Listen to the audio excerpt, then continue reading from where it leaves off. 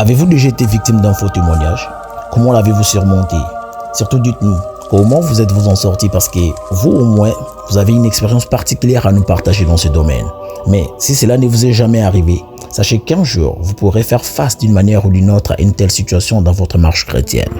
Aujourd'hui, avec le média et les réseaux sociaux, il n'est pas douté que le rumeur se propage si vite, à tel point qu'en un temps record, tout le monde peut être saisi par une nouvelle et la confirmer sans en avoir des détails. Si la société actuelle n'en fait pas grand cas, Dieu place la médisance au même niveau que la colère ou l'orgueil.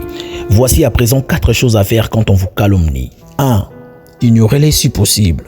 Oui, sachez cher ami que les mauvaises personnes prendront toujours plaisir à vous énerver. Plus vous vous fâchez, plus ils médisent. Réagir par la colère ne ferait que mettre de l'huile sur le feu. Il est écrit, quand il n'y a plus de bois, le feu s'éteint.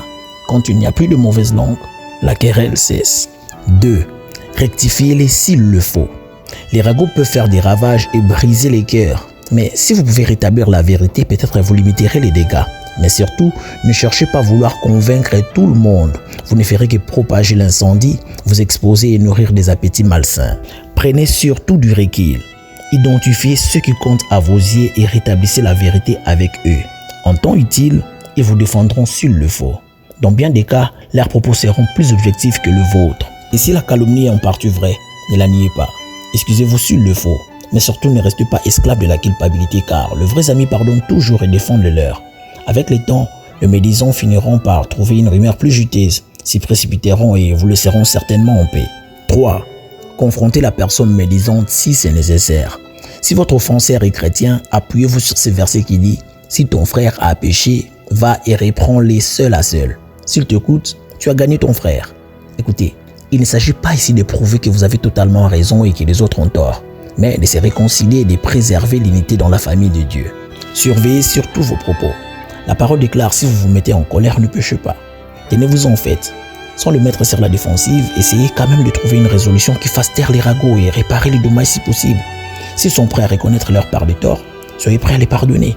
Mais s'ils ne le peuvent pas, vous au moins essayez de le pardonner pour ne pas être en conflit perpétuel avec vous-même tout comme avec votre Dieu. Et rappelez-vous, ils peuvent toujours rester vos frères ou vos sœurs sans pour autant être des amis de confiance. 4. Ne laissez pas la médisance troubler votre estime de soi. Si ça ne dépend que de ce que les gens disent de vous, alors vous avez 1001 raisons de vous laisser abattre. Mais si ça dépend de ce que la parole dit de vous, dans ces cas, malgré vos imperfections, fixez-vous sur l'opinion que Dieu a de vous et édifiez-vous vous-même sur votre sainte foi en dépit des opinions d'autrui. En conclusion, ne jugeons pas les autres en fonction de rumeurs parce que, qu'elles soient fondées ou non, elles cherchent toujours à détruire.